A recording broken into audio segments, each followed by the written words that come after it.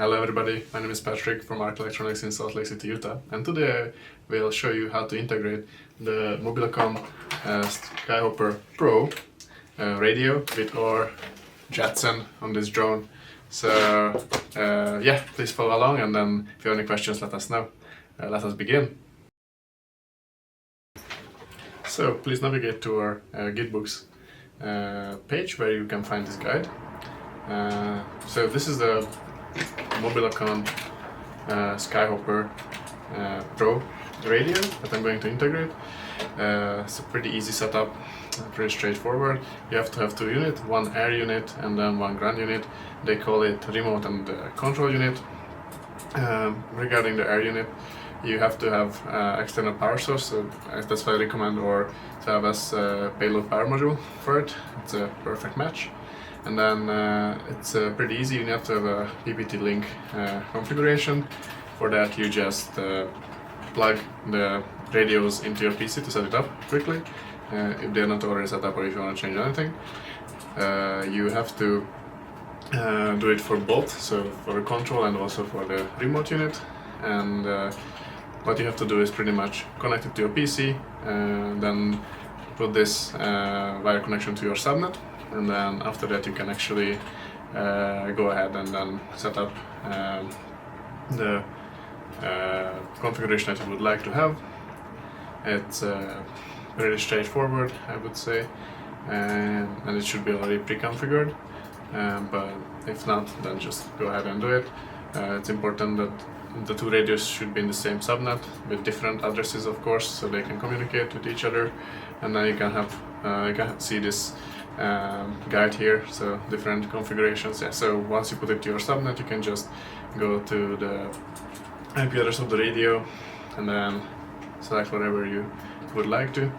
And once you connect the two radios, you actually can go ahead and then do your stuff. And once you set up both the radios, you have to set the same thing for regarding the subnet on your Jetson. So I would say just connect the Jetson to your PC via mic to USB, and then run the same command with a different address. And after that, your Jetson should be able to communicate with the network that's there. So currently in this video, I have one radio connected to my drone, and the other radio is connected to my ground PC, and I'm going to show you in a minute that you can ping the addresses, and you can also navigate to these different IP addresses in your browser and then monitor the link status and everything. It's pretty straightforward. So as I said, if you want, you can ping each of the radios. You just need the addresses. You can find them up, but it's the same thing. Once it's 41, once it's 42, I think. It should be in the setup guide. Yeah, so as you can see, you can just go ahead and then ping. I'm pinging one from my radio from my PC, and then I will ping the other one.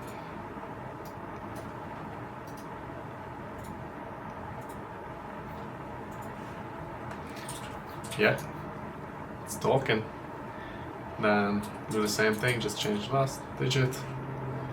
So it means that the radios are on the same network as my PC, and also it means that I will be able to reach to the Jetson. So you can navigate to both the IP address of the radios, and then you can the modification is very important that you have to have the same settings on both radios to be able to use this communication.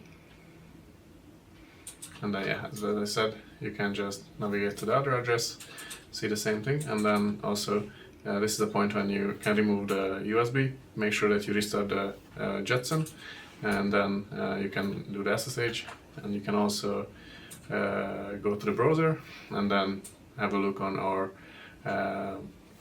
ARK OS. It's pretty nice. You can monitor how everything is going on the Jetson, and we also have some services. The one I want to show you is the RTSP server, which is a camera server that we run on the network. So you just see, okay, it's up and running.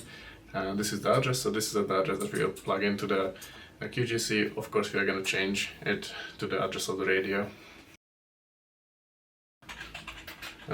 So let's open QGC, and then see how we can set up the radio. It should be pretty straightforward. You just go to the general settings and then the command links, and then you pretty much can create a new one, delete the old one. Anyway, so if you just put the jetson.local or the address that you set in the terminal previously, you should be able to find the radio, and then you can connect to it. And for the camera server, you just have to pack the same IP before the camera, and then the camera server should come up. Here I'm moving the drone around in the office, and Nick is gonna say hi to us in a minute. He was so happy to be in this video, contributing. He's laughing right now as well. So yeah, that's pretty much what you can do in QGC. We can have a look on our flight demo.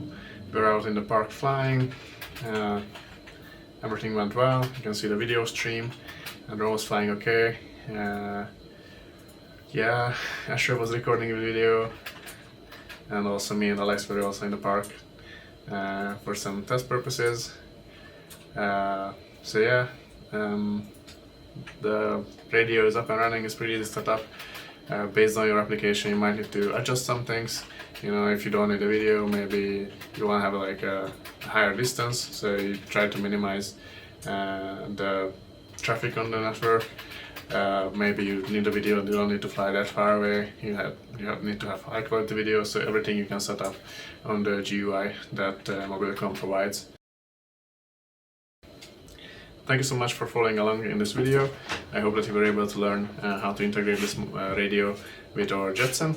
If you have any questions, please let us know, and I hope that you can integrate it on your own and then get out flying. Thank you so much. Have a good one.